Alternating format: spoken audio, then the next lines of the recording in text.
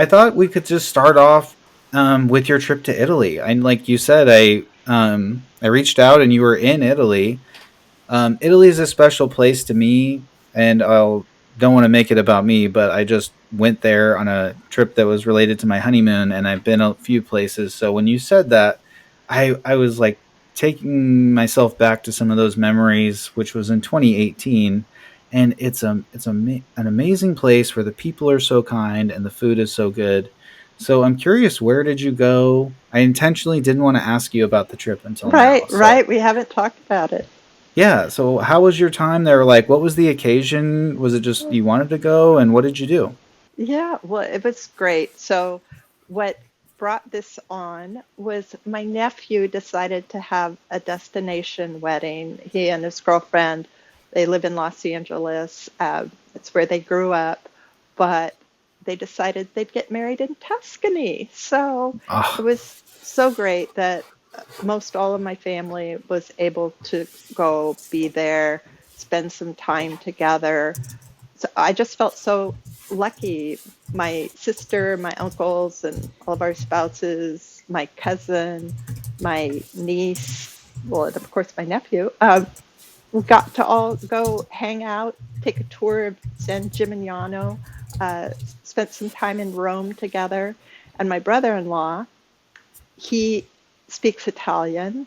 It's just he has some Italian heritage, but hasn't. Well, he did live there actually. He had a grant to go study architecture as a young man, so he did live there for okay. a year or so. And he rented a nine person van, hauled us around, driving out of Rome. It's like, oh my gosh, I would not want to drive in Rome, let alone a nine-person van. So he drove us to the out into the country, and we stayed for a while out in the countryside in the Chianti area, and then went on to Tuscany to a little town called Asciano. It's right outside of Siena, and they got married at the Borgo Casabianca. I just Beautiful want to spot. pronounce all these words. I know, right? And we all felt like we were in a movie set. It was just beautiful. I think they had somewhere like 60, 70 guests, something like that. So, mix of friends from high school because my nephew and his now wife went to high school together. And so they had friends from high school, from college, and of course, both sides of the family. So it was really special. And so that's what started it. But then we actually afterwards, well, so to back up a little bit, it was part of a bigger trip of about 4 months. We spent Okay. about 3 weeks in England, and my husband hiked the South Downs Way, which is this 100-mile hike kind of in southern England, basically from from the Brighton Eastbourne area over to near Southampton. Winchester, I think, is where we ended up. So he would hike like 8 to 15 miles a day, and I would try to patch together buses, trains, Ubers from village to village. He actually did all the work in telling me how to get, he did all this research. So that was fun. We'd meet up each night and stay in a little pub. And then from there, we took a ferry over to uh, Guernsey, and that was good. Other than we learned my husband really needs to take his seasick medication on any time we go. Um, and then we spent 6 weeks in Brittany in Dinard, which is right across from Saint Malo. More people are familiar with Saint Malo or Saint Malo.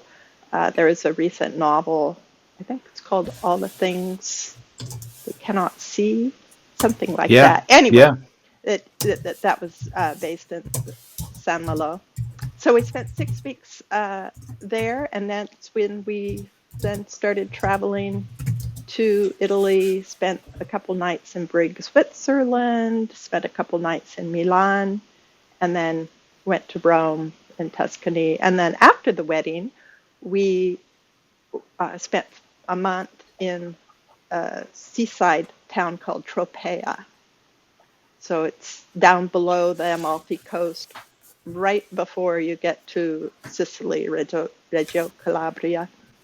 So Wow. anyway, yeah, our place, it was simple, but location, location, location. It's built on top of a cliff, and you just look out. I don't know how old it was. I tried to find some history on I found it on Airbnb, but you look out and there's the blue Mediterranean, kind of a part of the Mediterranean, but the Tyrrhenian Sea. Just gorgeous, just absolutely gorgeous. Beautiful weather. The sea was a little bit brisk at first, but it got warmer, when we left in mid-June. And then we went up to Naples at the end of it and flew home from Naples. So that was it. Back to Um, Portland, Oregon, where the sun was shining here too. So I was like, oh, thank goodness, because that's really tough for me if I go from sunshine to June gloom in Oregon. of course, yeah, and it feels like we're already back to the fall here in the Pacific Northwest, at Right. least the last couple of days. But wow, I had no idea that it was a 4 month long trip. I feel like you're just totally on this like once in a lifetime trip. I I mean, know. It was great. It was really great. And we could stay longer because it included the UK. So the Schengen area, you can only stay without a visa anyway for up to 90 days. So the Schengen area, it's from this agreement, the Schengen agreement, wherever Schengen is, where yeah, all what these is that? countries, they all decided that you don't need visas to go back and forth between these countries, but as an American, you can only stay up to 90 days. So it includes uh, Germany, France, Italy, now Croatia. It didn't used to include Croatia. Uh, I'm not sure what all the other countries are, Spain, Portugal. So, all the uh, major Western European countries. So we stayed right up to the 90th day and then got booted out. But the UK is not part of that. I mean, now they're not part of the EU either, but I don't think that that's what made the difference. I think they were never part of the Schengen. So I think you can go to the UK, and I'm not sure, maybe stay 3 to 6 months. I forget exactly. But anyway, so that's why we we needed to come home, but it also was helpful to be able to go early because I was scouring the prices Hmm. and for airline tickets, and it's much cheaper to go in February than it is to go in May. So we got some, what I think, pretty good deals on our airfare. This sounds like an amazing trip. I mean, is this something that you've done before, or did it kind of all come together, or was this like an amazing lifetime trip for you? Or, I mean, I don't. Well, We haven't talked about it, but yeah, all of the above. Hopefully, there's more in my future. I already just booked last week a 7-day Mediterranean cruise, so hopefully we'll be able to make that part of a bigger trip. That's in September of next year, so it'll be a fall trip instead of a spring trip.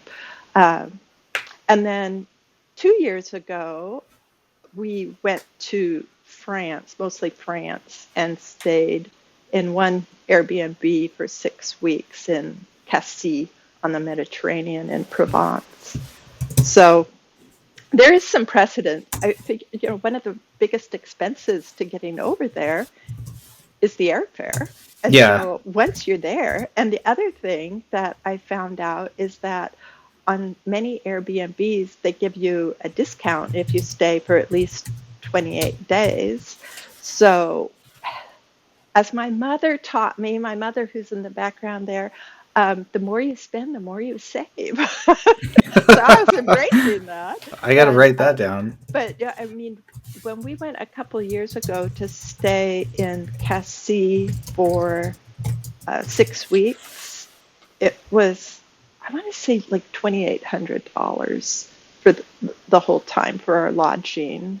And so to be in a little village and right next to the sea, 5-minute walk. Um, that was pretty sweet.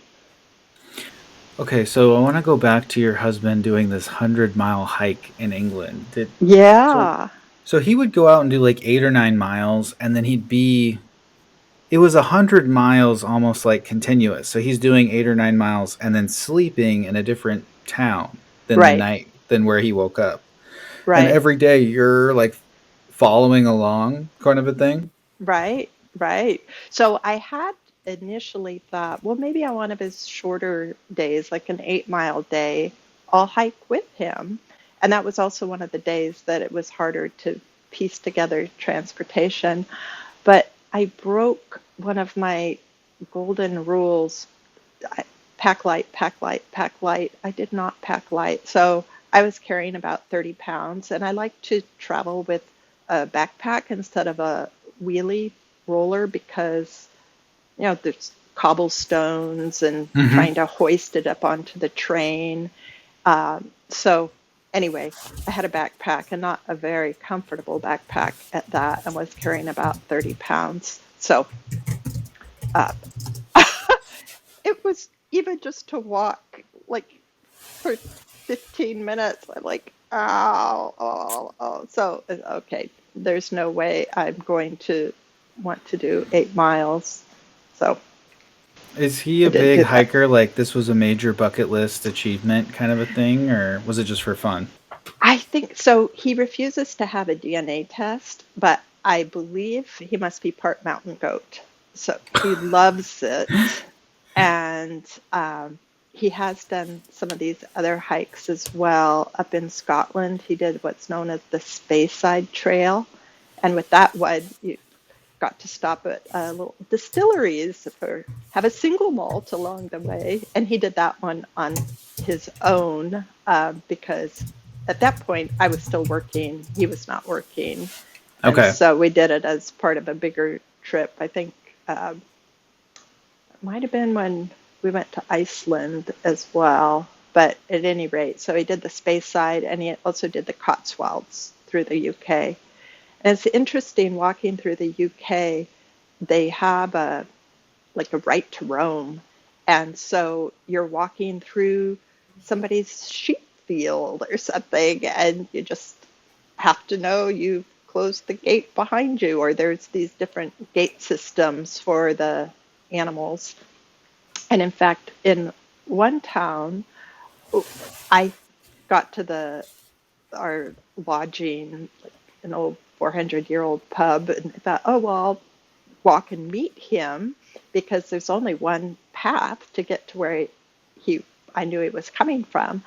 So I walk, and he had told me that he was at a little pub in a neighboring village. So I knew if he wasn't there, I had missed him. So anyway, I go there, and I missed him. He knew he could walk through the sheep field. I didn't know I could walk through the sheep field. So I was on the road, and he, yeah, Okay. we passed right by each other. So there's just big walkers. In fact, when I was talking to an elderly couple, I don't know how old they were, 80 and maybe older. They're just these tiny little European looking couple, I guess English, but they had their wellies on and it's all wet and muddy. And I asked them, how would I get to the path to the South Downs Way? Because I was planning on, once again, trying to meet my husband. And they said, oh, it's up that way. So I needed to follow them back. I could not keep up with this couple. I could not walk as Wow. fast as them. So I mean, they're just a country of avid walkers and Yeah. walkers they can walk through things. My husband said it was a little bit disconcerting. Like sometimes you're walking through a cow pasture and there's these Yeah. cattle staring at you and they're big. They're huge. You don't know what they might do. Oh, right, right. So it's like, okay, just not doing anything here, just looking straight ahead. But so he really enjoys it. That is so cool. Yeah. And very impressive. I mean, I don't think I could do a 100-mile hike. Like I've done like a 2 miles out, 2 miles back, and been really sore the next day. Then Oh, I like right. so Yes, me too. um that that's super cool. I'm gonna look up these hikes and just kind of see what they're all about. But I could see how if you're into it, there's like a community, and then like you learn about other big hikes, and you probably see people on the trails. So that would be pretty cool. Right. He did run into a few people, and I was at a bookshop in Brighton or Eastbourne, I guess it was, and talked with the lady who was running it, and I was buying a South Downs Way book that I thought he might enjoy. And she said, "Oh, I did that, pre-internet era." She said she didn't even know how she put it all together. Like, so now, of course, you can kind of plan it from your living room, just going on the Right. internet. And there's with the South Downs Way, there wasn't as much information as maybe with some of the others. But again, I listened to a podcast that was kind of interesting to hear somebody else's perspective. A lot of people do the South Downs Way starting from Winchester and then head to Eastbourne, but he did it in what some people think of as the reverse. We started in Eastbourne and Okay. went to Winchester, and he took a couple days off in between. We stayed in a town, might have been called Alfriston, but at any rate, so he had a little bit of a rest. So when you look at this trip with England, Brittany, all of Italy, and then even if you throw in like your trip to France, do you have any like favorite part of Europe that you've been to, or even throw in Iceland? I mean, is there something that you Oh, love? yeah, I really did love Iceland. We were just there for maybe we did it as part of a stopover because Iceland Air had a special as a stopover going to England, I want to say, and it was actually cheaper if we stopped in Iceland, cheaper airfare anyway, to stop in Iceland and then go on than if we just flew straight through to the UK. So go figure. But like I said, think of the money you'll save, as my mother would always say. So, yep, we saved on airfare and spent, I guess, it was probably just 6 days in Iceland, but I could have stayed for longer. And in fact, I'm having a lunch with a friend next week who just got back from, I think, a 2 week, maybe 3 week stay. And she rented like a motorhome and drove all the way around Iceland. So I'm looking forward to hearing what her experience was like. But it's just so gorgeous. So I don't usually think in terms of superlatives, just because I don't know. I like it all. But when you said Iceland, it's like, oh yeah, that really was very special. Are you into the food, or do you just take it or leave it? Like, I mean, do you get excited about that, or do you just eat whatever? I do. I love food. My husband is not such a foodie, and sometimes so he's in earshot, but he knows that I would say this about him. um, yeah, if we go, he'll be looking at the menu. Looks kind of double digit, and it's kind of like, okay, could you just pretend you're enjoying it, or so if I want to go out for a really nice meal, I'll go out with family or a girlfriend. Yeah, oh, he's not the person to go out for a super fancy meal together. But that said, like in Iceland, we were staying at a place where in somebody's driveway they had a food truck selling fresh fish. So we got some fish and chips there, and that was fun just to be able to eat fresh fish and chips right there. And then when we were in Brittany, I will say he makes a special effort to try to eat like what a region is known for. Yeah. Okay. And so like he'll surprise me. Like we went to Philadelphia, and even though he eats mostly as a vegetarian. He's ordering a Philly cheesesteak sandwich. It's like, what are you doing? Well, we're in Philadelphia. That's what you do. Go to Texas. It gets a barbecue. It's like, that's what you Okay. do. Okay. So, yeah, when we were in Brittany, what they're known for are some crepes or galettes, and they're made with buckwheat, and they're savory generally, or you could have uh, they have sweet dessert crepes as well, but these buckwheat crepes that are savory, that might have cheese or egg or vegetables or meat.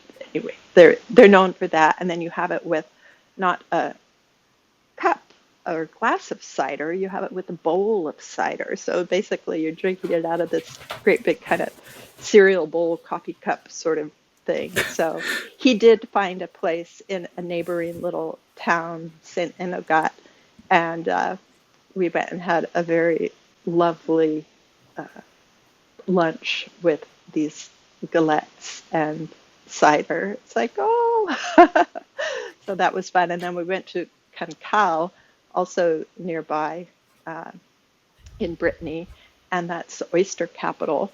There's Oh wow. these Okay. huge tides in Brittany. I mean, it goes out 100 yards, and it would just be the mud that's like you're looking at the ocean floor.